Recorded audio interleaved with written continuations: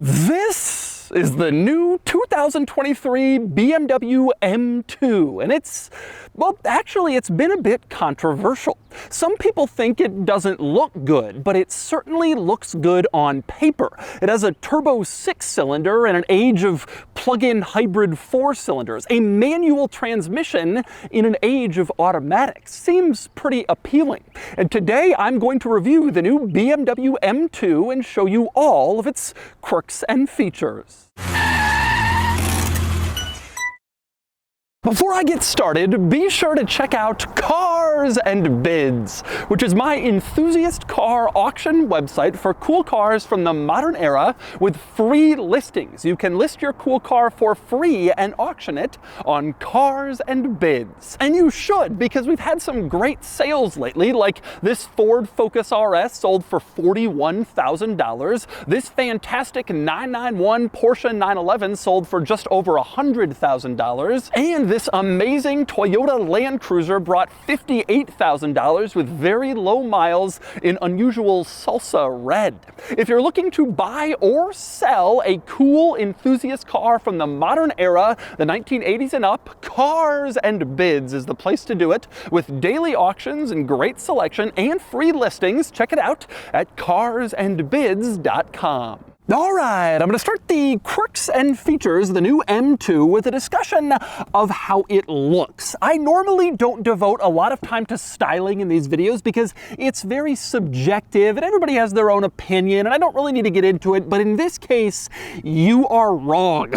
And by you, I mean the general masses who have criticized this car for the way it looks. I will grant you some of the proportions are a little off, the hood seems a little too long, but primarily the biggest complaint leveled at this car has been about its flared fenders.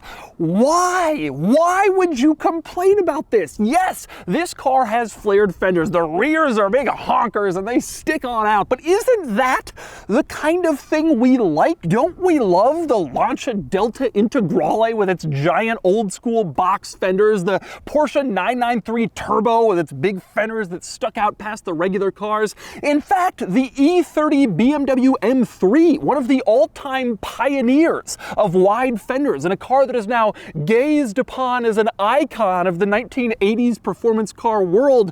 Don't we love those cars? Isn't this just that? Wide fenders making a return? Personally, I think it looks cool and aggressive and meaner and more muscular with those wide fenders. And frankly, the rest of the styling is pretty good too. The grille is small. You get this normal-sized BMW kidney grille as opposed to the giant weird beaver tooth thing that you have on the M3 and the M4. Everybody hates those cars for their grills. Well, guess what? You get an M2 and you get a normal BMW grille. And then below that, you get even more grille because this is a performance car and it's supposed to look aggressive, and that's what they all have. And frankly, it looks pretty cool. And it also looks pretty cool in back. You got a big diffuser back there to go along with the wide fenders. It looks neat. It contains the quad exhaust pipes, which also help give this car a muscular performance car-y look. Everything looks pretty nice. Although I must admit, one unusual drawback I still haven't gotten used to is these vertical lines in the rear bumper. They don't seem to match the look of the rest of this car. And if you look closely, they're exclamation points. You have the reflector and then a parking sensor, and it looks like a weirdly placed exclamation point that doesn't really belong there. But other than that, I think that this is a pretty cool looking car, and I personally love those fender flares adding that extra muscle. And then there's the powertrain. Maybe I haven't yet convinced you on the exterior styling. You're wrong, but you have to respect BMW for this engine. The Mercedes AMG C63, which was once the most ridiculous V8 powered small muscle car the world had ever seen, now uses a plug-in hybrid 4-cylinder. Now, I haven't driven one yet. For all I know, it's fantastic, but it went from a V8 to a plug-in hybrid 4-cylinder. BMW decided they're not ready to do that yet, and this car still uses a turbo straight six-cylinder engine, just like so many high-performance BMW models before it. We don't have a plug-in hybrid, we don't have a 4-cylinder tiny 2-liter turbo with crazy power output. We have an old-school BMW turbo 6-cylinder, and it makes amazing numbers. 453 horsepower, 406 pound-feet of torque. It's only 20 horsepower behind the new M3 and the new AMG C63. Both of those cars are in the next segment up, the next price class, the next size class. This is only 20 horsepower down. In fact, the closest competitors to the new M2, the Audi RS3, which only has 400 horsepower, and the new Mercedes-AMG CLA 45, which has 385 horsepower. This is over 450. It has massively more power than its rivals, and it's still a cool old school straight six, and it'll do 0 to 60 in under 4 seconds, which is serious performance car territory. Now, I know what you're thinking. Won't it fail? Won't it break in a few years, the rod bearings or the valve seals or the fuel pump or this or that? And the answer is, of course, yes. Every BMW M engine has had some sort of majorly expensive problem as the cars go out of warranty. But right now, as this car is still new, you have to appreciate it for what it is, which is plenty powerful and a cool old school engine like you want from a BMW M car. And if you're still not convinced, consider this. The new BMW M2 offers a 6-speed manual transmission with 3 pedals. All of the other competitors I just mentioned are automatic only. The RS3, the C63, CLA 45, not a manual to be found, except in the new M3 also. But here in the M2, you can still get a manual. And this car is rear-wheel drive. So many rivals have made the transition to all-wheel drive, debatably at the loss of some performance fun. Well, not this car. Rear-wheel drive, manual transmission, straight six, just like the BMWs of old. And then there's the sizing thing. This new M2 is only a little over 180 inches long, which makes it about the same size as the old E46 M3 that enthusiasts absolutely love. I think this car is about 3 inches longer than the E46 M3. So you get a manual transmission, an old school BMW straight six, E46 M3 dimensions, and flared fenders, and yet people complain. I don't understand it. BMW M enthusiasts who swear your brand has lost its way, this is what you wanted, a little rear-wheel drive manual tossable car. This is what you wanted, and now they've made it. So stop complaining. It seems so clear that this car still has the ethos of the old school M cars, even though yes, now they make a bunch of SUVs that have lost the plot. Well, this thing hasn't. And it's not really all that expensive. Starts around $63,000 with shipping, which sounds like a lot, but for a brand new BMW M car that can hold its own in a straight line against my Carrera GT, that's actually a pretty decent value, especially when you consider just how expensive most other new cars have got. But anyway, next we move on to more of the quirks and features, starting with the headlights. You can see there's like one headlight bulb on each side of the grille, one on each side. Most modern BMWs have 2 on each side, but BMW says they've done 1 on this car to recall the old school BMW 2002 that also had its very distinctive single lights up front. BMW is probably the brand that is least in touch with its heritage of any modern brand, and so it's kind of cool to see that old school heritage throwback on this car. Next up, quirky on the side of the car, the door handles. No door handle loops here, like basically every other car, or weird trick ones that pull out from the door. Instead, old school door handles. You stick your hand underneath them, pull out, and then the door opens up like a handle on cars like in the 80s and 90s. Shocking to see that design on a car like this. It really is a BMW throwback to the days of the E46 M3, although even that car had a loop door handle, actually. Also interesting interesting and quirky with this car is the badging. BMW is putting this badge on the car. It's this like BMW M Heritage badge, even though I'm sure it wasn't on any historical models. And they started doing it a few years ago as like a novelty, but now it's everywhere. The front, as you can see, it's also on the back, replacing the regular BMW badge, and it's the wheel caps. In fact, on the outside of this car, you don't have any traditional BMW badging. I'm not really in love with this badge. It looks sort of like a loading icon in some sort of app. I'm not really obsessed with it, but that's what they're doing. Seems maybe a bit aggressive. Wouldn't mind switching back to the standard BMW logo. The other interesting quirk on the outside of this car is the roof, which you can see is carbon fiber. They do that to lower the weight on the top. Getting weight off the top of the car really lowers the center of gravity, makes it faster around a racetrack.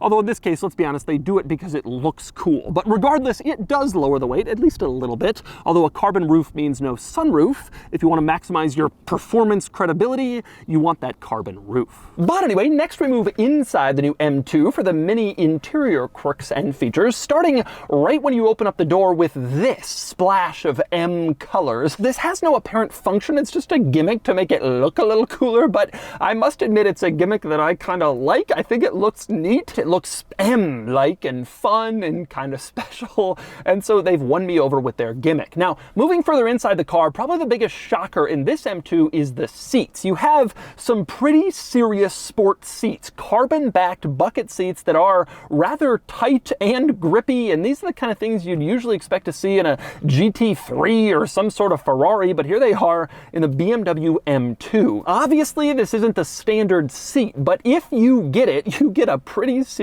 seat with holes in the backrest for a racing harness if you want to put one through. It's pretty legit. And frankly, it's maybe a little bit overkill. For instance, you got the carbon fiber crotch area, which I don't know if you really need that, but they've added it in. And you also have a little overkill of M colors, the blue on the backrest and then the red and the light blue kind of in the middle. It's maybe a little too much M-y and a little too much performance-y, but it is a pretty serious seat. Now, one thing I do like with these seats is the little M touches. For instance, the seat belts have a little weave of the M colors going down the center, which looks cool. And that's also true of the little fabric loop you use to pull the seat back forward and get into the back seats. That also has the M colors, a nice little touch. They definitely didn't have to add it there, but they did. And there are a few other little subtle M touches I like in this car. For instance, the inside rim of the steering wheel also has the M colors stitched into it. That's been a BMW M hallmark for a while, and they continue the tradition in this car, and it looks cool. And you have the M colors stitched into the base of the gear lever, as you can see, which also is a little subtle touch. Most people won't notice it, but it just adds to kind of the special feel of this interior when you do notice it. And yes, like you saw and like I mentioned before, the gear lever, 6-speed manual transmission in this car, old school manual, 3 pedals, the real deal. It'll be interesting to see just how many M2s are ordered like this, although if any BMW performance car is going to have 3 pedals, the M2 is the one, the little one you might actually want to go throw around, as opposed to like the SUVs or the bigger M5. But very cool to see the manual transmission, especially mixed in with like all of the modern BMW technology. It seems kind of strange. You have the old school thing and all this new stuff. It's like two ships barely passing in the night, but they do pass in this car.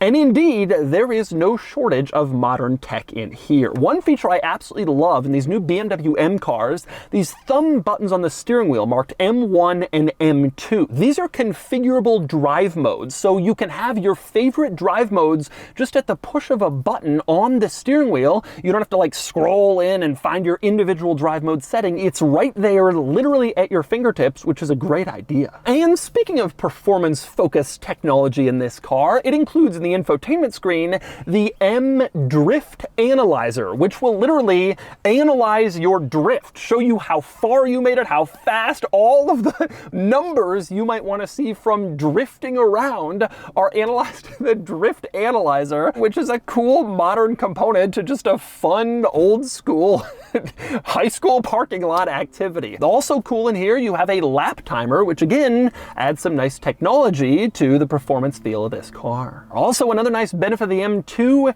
you have a configurable sport exhaust. You have this little button here in the center console that you can press if you want the exhaust to be louder. Take a listen to the exhaust in regular mode.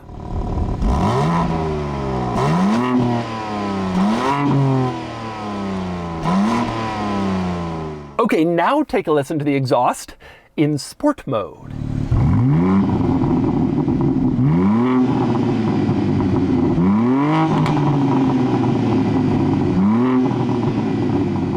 Another thing that happens as you switch into the sportier drive modes is the gauge cluster changes. You can see right here it's in the normal mode, and it's actually kind of sporty even here. You got the M colors and some sharp angles, and it looks cool. But you go into sport mode and you can see everything switches around. It gets more focused and sporty, and it brings up stuff that's more important for focused performance driving, like your tachometer becomes larger and right in the center. One funny thing this car does is if you go into track mode, then it turns off the center infotainment screen entirely. It's just off. It figures if you're on the racetrack, you don't need that infotainment screen distracting you, so it goes away until you switch back out of track mode. And speaking of that infotainment screen, let's talk about it. This is the latest version of BMW's iDrive infotainment system, and there are a lot of great benefits and a few drawbacks. So the screen itself, you can see, is on this giant curved piece that reaches all the way to the gauge cluster and then into the middle of the car. Now, the right side is, of course, the infotainment system part in the center of the interior, and it works quite well. It's very intuitive,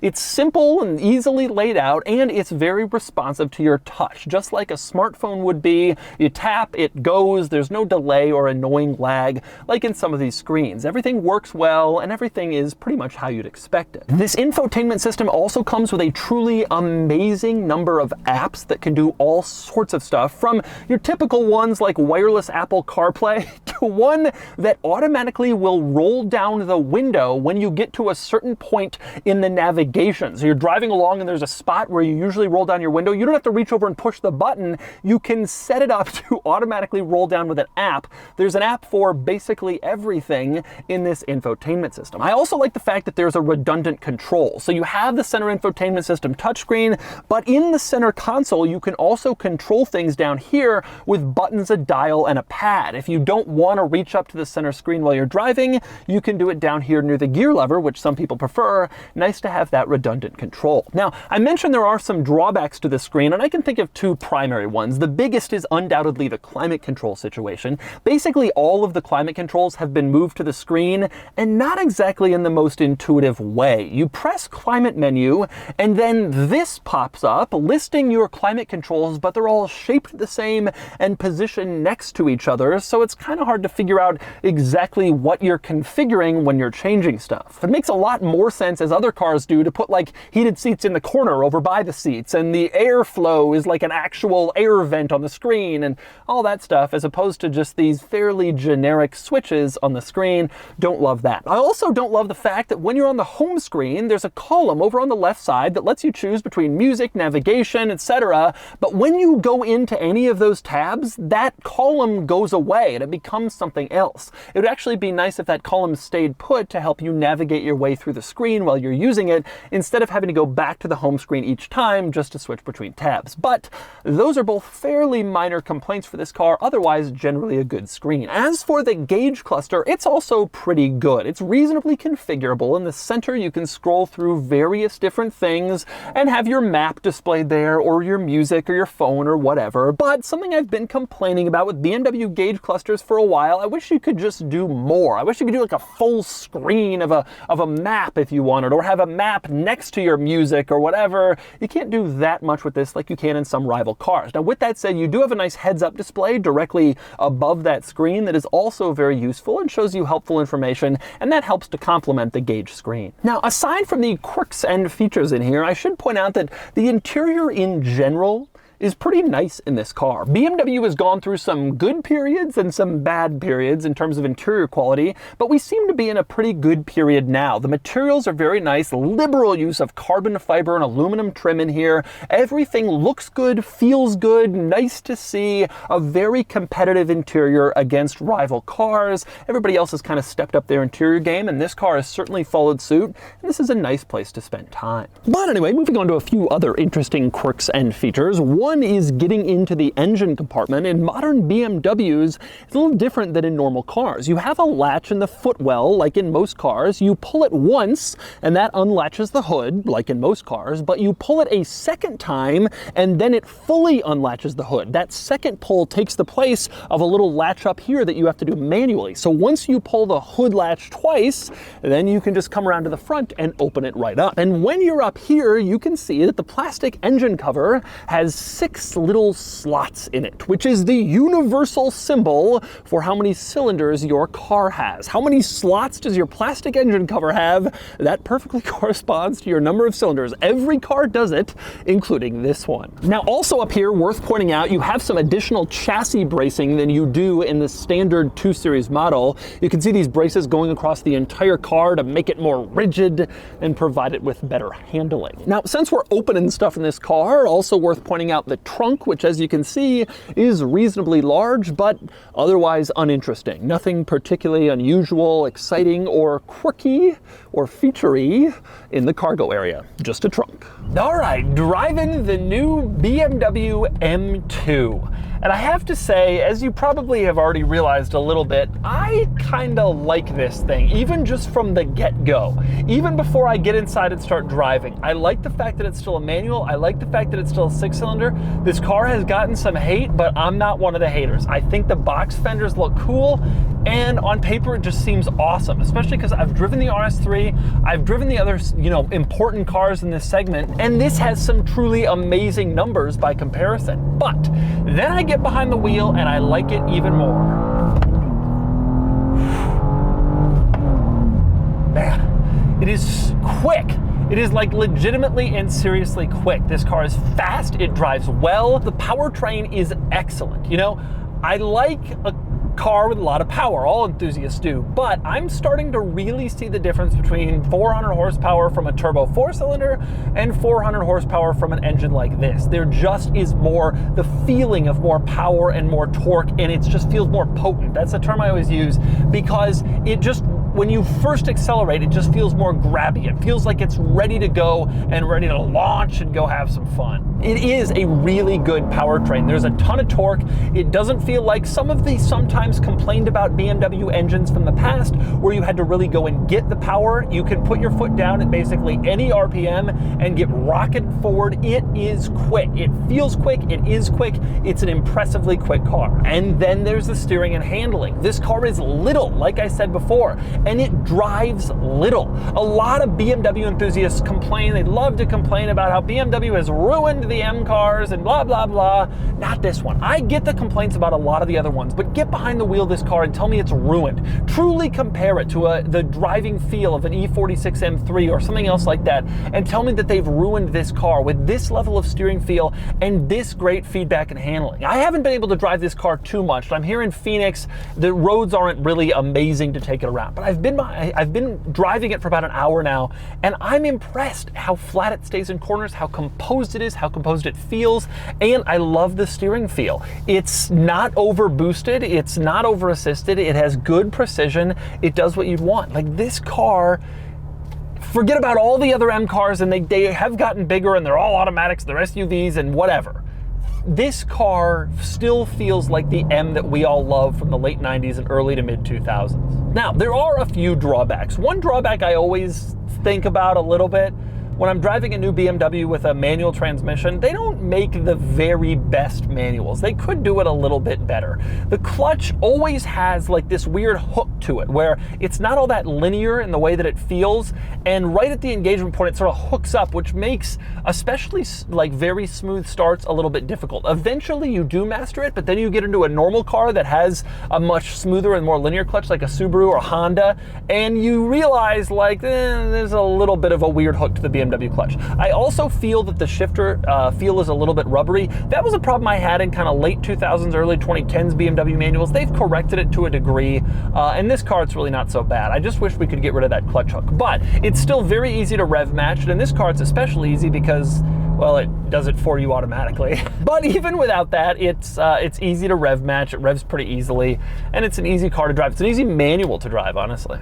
Truthfully, There's a lot to like about this car. The interior is great, the sizing is great, the steering and handling is great, the powertrain is good. Like, I don't really have a lot of complaints about this car. I like how it looks. I'm in the minority and I get that, but I like how it looks. I wish some of the tech was a little bit better. The gauge cluster screen in particular, I think could be upgraded a little bit. Overall though, a lot to love with this car. Impressive effort from BMW, and they haven't lost what everybody says they've lost. The cars have gotten big, they've gotten automatic, they've gotten softer, but they still know how to make a good car, and this is that. And so that's the new 2023 BMW M2. This is a pretty great car. Some people don't like how it looks, but frankly, I like the wide fenders, reminiscent of the E30 M3. And more importantly, this has all the great components of an excellent M car. Small sizing, big power, excellent steering and handling. You know, BMW enthusiasts are so quick to swear off the new models these days, but this one feels like a hit even by old school standards. And there may not be many more left like this. Anyway, now it's time to give the new M2 a DougScore. And the DougScore is here, 65 out of 100, which places the new BMW M2 here against rivals, tying the best rivals for the very top spot. In fact, the M2 ties the new Audi RS3, its closest rival, and the scores are very similar. The RS3 gains an extra point for styling and practicality, while the M2 beats the Audi for handling and value. Overall, I know some people are complaining about the M2's styling, but I like it well enough, and the other benefits of this car outweigh any questionable styling decisions. The M2 drives great, and it still feels like an old school BMW M car, which I thought I'd never say again about a new model.